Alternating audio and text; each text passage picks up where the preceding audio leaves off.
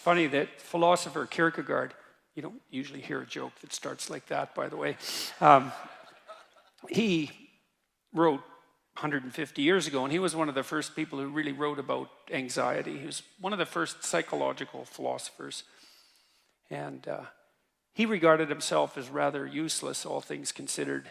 And he wrote a section in one of his books about all the industrialists that were operating in Europe at that time, trying in every possible way to make life easier and more efficient and productive for everyone, which was definitely happening during the Victorian period, and Europe was rapidly transforming into an industrial powerhouse. And he said, someone as useless as him, with an orientation towards being a student who liked to sit and contemplate ideas and talk in cafes and smoke cigars and drink, could never do anything to make anything easier for anyone than everyone was already trying to make it. And so he thought that his task would be to make things more difficult for people, because there would come a time when what people wanted wasn't more ease, but more challenge and more difficulty. And that's really smart, and it's witty and it's true. And one of the things that I've come to understand, I believe, is that,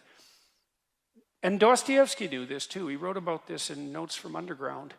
It's a great book, very short book, brilliant, absolutely brilliant, compelling, dark read. It's the confession of a miserable, resentful, like murderously genocidal bureaucrat who evaluates his own soul, I suppose, and confesses his sins. And it's also a critique of the idea of utopia oriented towards security.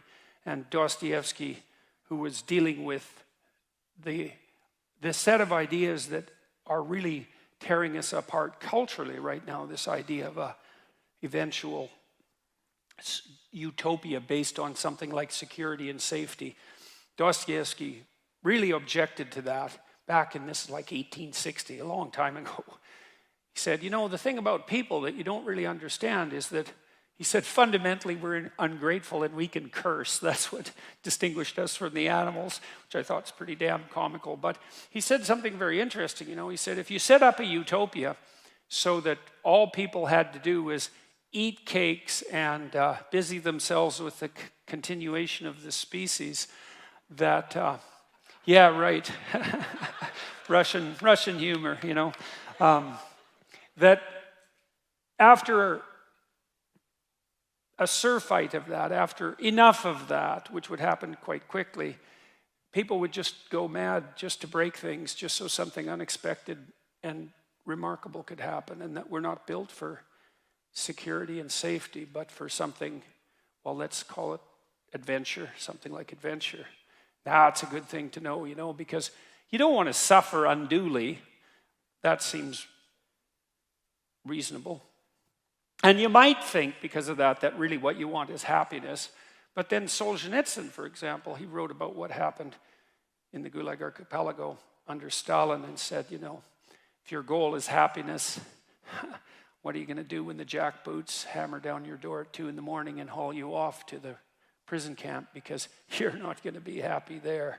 And so, happiness is a boat that's easily capsized, and the waves are always there. And so if your philosophy is one of, say, impulsive happiness, same sort of thing Dostoevsky was pointing at, and Kierkegaard, then you're not prepared when all hell breaks loose. And all hell, it will absolutely 100% break through at some point in your life. And you're lucky if it won't be decades. It'll certainly be some of it, and it might be a lot of it. And for some of you, it's going to be damn near the whole thing.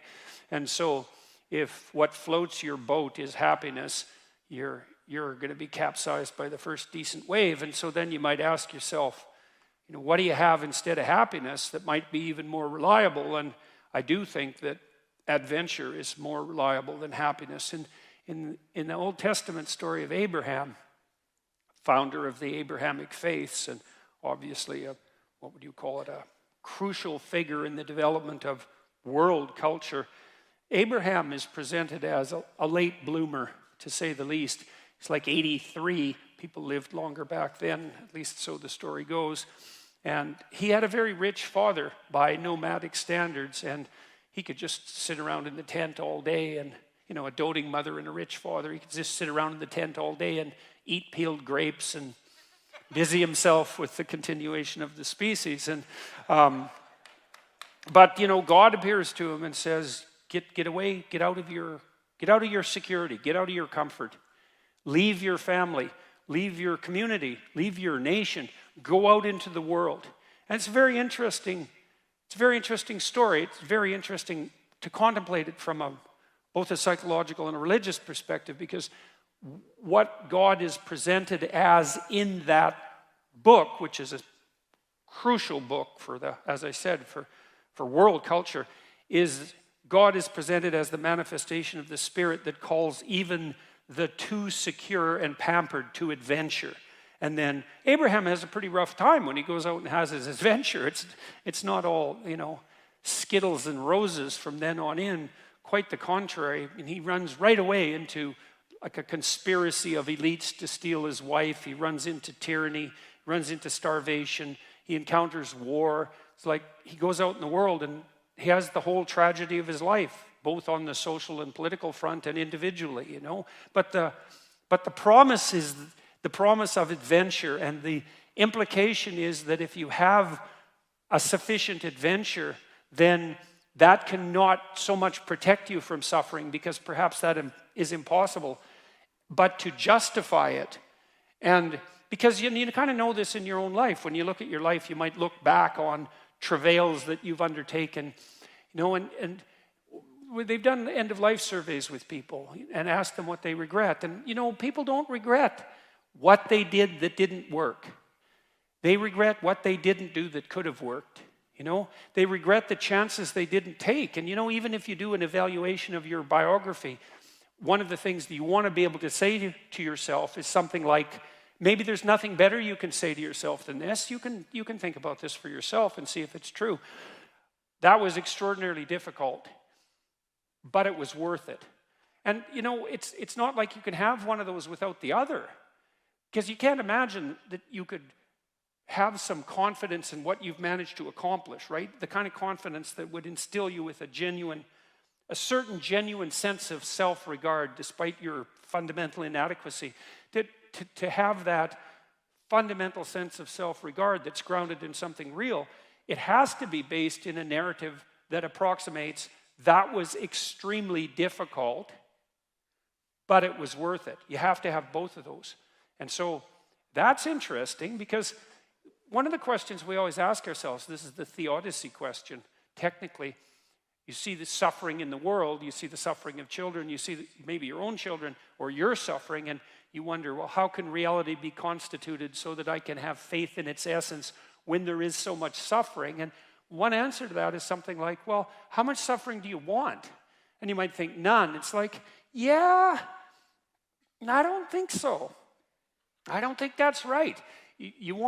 At least you want something approximating optimized challenge. So you could say, at least you want to be pushed to your limit. And maybe you find the most exciting times in your life. In fact, you'll pay for this. You'll pay to have this experience, to be pushed to your limit. Not beyond it, or maybe even a bit beyond it, And maybe not so far beyond it that you crumble and break and things fall apart. But, could you be pushed to your limit optimally if there wasn't the possibility of falling apart and breaking? That's an open question. How are you ever going to take something seriously if the consequences aren't actually serious?